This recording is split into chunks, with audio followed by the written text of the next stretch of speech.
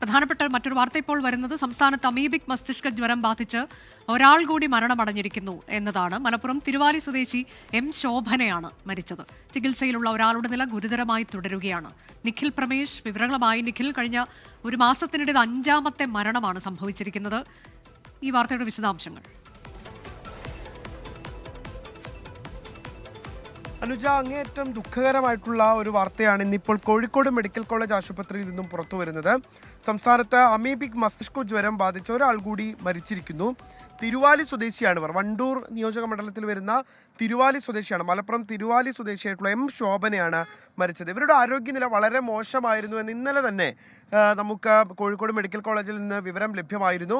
രണ്ടുപേരുടെ നിലവിൽ മോശമായി തുടരുകയായിരുന്നു. അതിനിടയിലാണ് ശോഭന മരിക്കുന്നത്. ഇനി ഒരാളുടെ നില കൂടി വളരെ മോശമായി തുടരുന്നു എന്നുള്ള വിവരമാണ് ലഭ്യമാകുന്നത്. ഇപ്പോൾ കോഴിക്കോട് മെഡിക്കൽ കോളേജ് ആശുപത്രിയിൽ 11 പേരാണ് അമീബിക് മസ്തിഷ്ക ജ്വരം ബാധിച്ച് ചികിത്സയിൽ കഴിയുന്നത്.